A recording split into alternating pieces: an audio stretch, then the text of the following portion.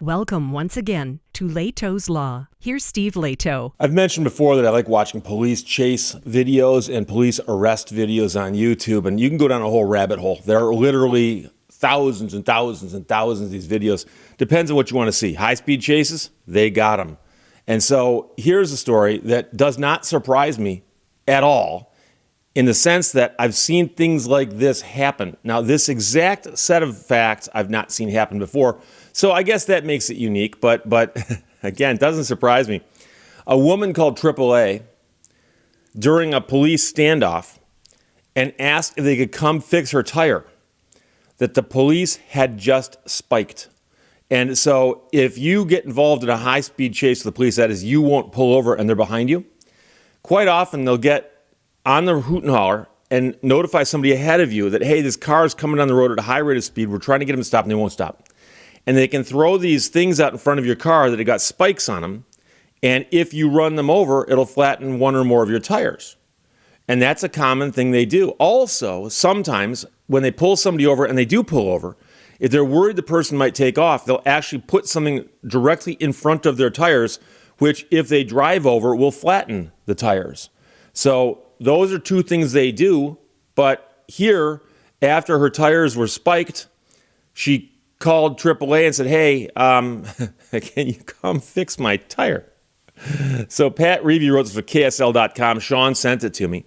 A 45-year-old woman was arrested and accused of leading police in a high-speed chase in I-70 and then calling for roadside assistance after officers spiked her tire. Now, it may have just been one tire that got spiked, but she's booked into the Emery County Jail for investigation of reckless driving and failing to stop for the police. The odd series of events began about 5:20 in the evening when she was spotted by a Utah Highway Patrol trooper on I-70 going about 120 miles per hour, about $120, according to a police booking affidavit. The trooper wrote in his affidavit that he had to drive 1 to 30 while trying to catch her. By the time he caught up with her, she was only doing 95, but as soon as the trooper got behind her and turned his lights on and his siren, she accelerated to between 120 and 130. So she slowed down a little bit, but then she picked it up again. Now, troopers attempted twice to spike her tires. They were successful on the second try, which was nearly 100 miles away from where she was first spotted.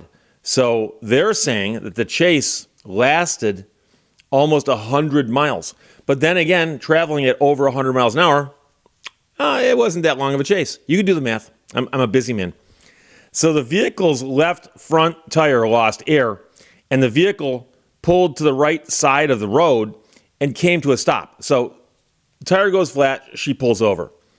Traffic was shut down, and a high-risk stop was performed with multiple troopers. And what that means is they assume, hey, someone who's fleeing like that probably has a reason, meaning that they might be a danger as we approach the vehicle. So what they'll often do in that situation is get out of their cars behind her and then tell her to exit the vehicle by using the PA. That is, they take the microphone and they can speak to the person using a loud amplified voice. And they would say, driver, show your hands. Driver, exit the car. Keep your hands up. Turn around, face away from my voice. Back towards my car. Walk backwards towards my car. So traffic was shut down. The high-risk stop was performed. Multiple troopers were there. And so quite often in a chase like this, there'll be other police officers who get involved. The driver failed to obey any commands to exit the vehicle or roll down the window. And then this is the affidavit. I tried multiple times to get her to roll down a window or exit the vehicle while yelling as loud as I could. A PA speaker was also used to try and get her to obey our commands, which she refused. So now they're thinking, okay, she won't get out of the car. Why won't she get out of the car? And if they approach the car, they go, she might be dangerous. We don't know.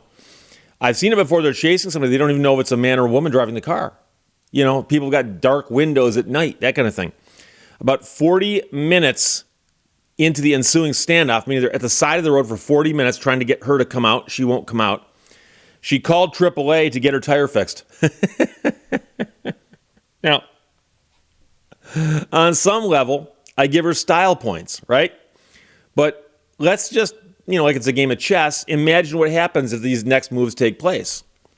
So she calls AAA. They go, what's your location? Side of the road over here, and I got a flat tire. Does she expect the AAA wrecker just to pull up and ignore all the police behind her and back up to her vehicle and go, oh, want me to change that tire for you, ma'am? Let's see your card. Oh, you're a member? Good, you're all set. The roadside assistance company transferred the call to the police, who in turn transferred the call to a trooper at the scene. So she calls AAA, and she must have said something to them to tip them off that, oh, by the way, there's a whole bunch of cops behind me, and they're the ones who flattened my tire. And AAA said, oh, good, we don't have to send a vehicle out on this one.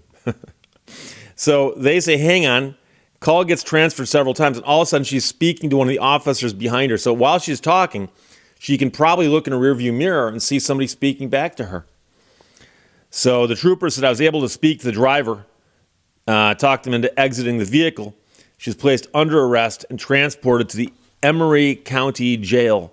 So again, I believe it was reckless driving and failing to stop. And that's one thing I've noticed, because at the end of these police chase videos, the people who produce them will often say what the person was charged with, or if they're convicted, what they're convicted of.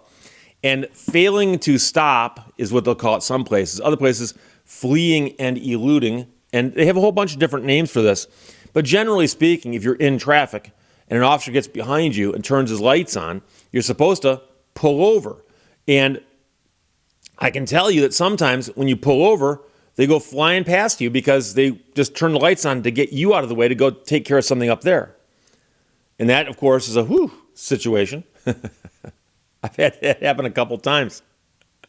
Why on earth? Oh, good. It's not for me. But you're supposed to pull over. And I've seen these chases where they go so far. I've actually seen one before that started in Michigan. And the person made it to the state line and continued driving like a maniac into Indiana. And at that point, they either get permission from the Indiana police to continue the chase, or they have Indiana police take it over. I've seen that happen also. I've seen it before where a person is doing this and doesn't pull over. I've seen somebody with more than one flattened tire continuing to drive at excessive speeds. And you can say anything you want about modern technology.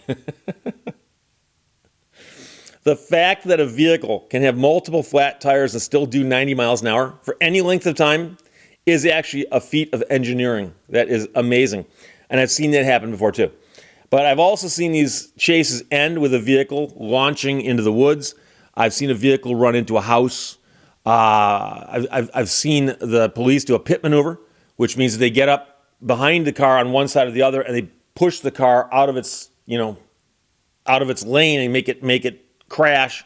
I've seen a car in a pit maneuver where the car was at an extremely high rate of speed when it was pitted and then turned sideways and tumbled a few times. I've seen a car go off the road down an embankment and roll a bunch of times. I've seen a car roll a bunch of times and the driver gets out and he's fine. And I've seen some where the driver wasn't fine. And I've also seen, of course, the few where the high-speed chases end up with the person being chased ramming other cars. And of course, that's always a debate as to whether or not they should be pursuing these high-speed chases in, like, for instance, the city. If they're in a city and there's traffic and pedestrians and someone's doing 100 miles an hour, having police officers chase them at 100 miles an hour, some people would point out and say, well, that actually creates more danger. But on the other hand, if we don't stop this person, then so you can see the argument on both sides of that. But here, it's the fact that she called AAA.